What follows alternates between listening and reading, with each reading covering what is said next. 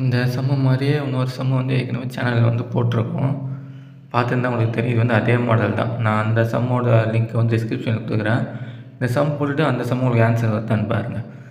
சரி, இப்போ கேள்வி என்னன்னா, ஏ அண்ட் பி வந்து ரூ. 600 வாங்குறாங்க ஒரு வேலையை முடிக்கிறதுக்கு 2 பேரும் சேர்ந்து செஞ்சால். ஏ மட்டும் அந்த வேலையை பார்த்திங்கன்னா 6 நாளில் முடிப்பார். பி வந்து 8 நாளில் முடிப்பார். அப்புறம் ஏபிசி சேர்ந்து வந்து 3 நாளில் முடிக்கிறாங்க. அப்போ இந்த ரூ. 600 வந்து பிரித்து எடுத்துப்பாங்களே 3 பேர். அப்போ வந்து இவங்க எப்படி பிரிச்சுப்பாங்க, அதுதான் கேள்வி. இப்போ ஏ வந்து 6 நாள், பி 2 நாள், 3 பேர் சேர்ந்தால் 3 நாள். இப்போ ஏதாவது எல்சிஎம் எத்தனை வரும்? 24 வரும். 24 வச்சு இப்போ டிவைட் பண்ணோம். எல்லாத்தையும் டிவைட் பண்ணிங்கன்னா ஏ ஒரு நாளைக்கு வந்து 4 பங்கு முடிப்பார். பி வந்து ஒரு நாளைக்கு 3 பங்கு முடிப்பார். 3 பேர் சேர்ந்து ஒரு நாளைக்கு 8 பங்கு முடிப்பாங்க. இதுதான் வந்து இங்கே சிம்பிளிஃபை பண்ணி எழுதியிருப்பேன். ஓகேவா? ஏபி அப்புறம் 3 பேர் சேர்ந்து 8 நாள் ஆச்சா? 4 ஏபி வந்து அப்போனா ஒரு 7 பங்கு ஒரு நாளைக்கு 7 பங்கு முடிப்பாங்க.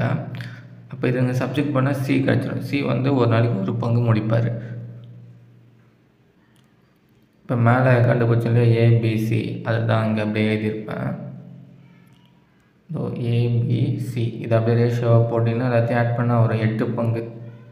மொத்தமான இது 8 பங்கு. 8 பங்கு வேலை முடிச்சு எவ்வளோ? 600 வந்து சம்பளம். 8 தான் வந்து 600. அப்போ ஒரு பங்கு எவ்வளோன்னு பார்த்தீங்கன்னா ஒரு பங்கு வந்து 75. ஒரு பங்கு 75. இப்போ வந்து ஏக்கு என்ன பண்ணணும்னா ஏக்கு வந்து 4ஆல் பெருக்கணும். 75 4ஆல் பெருக்கணும். பிக்கு வந்து 3ஆல் பெருக்கணும். சிக்கு வந்து அதே தான் வரும் இல்லையா, ஒரு பங்கு தான் வருது.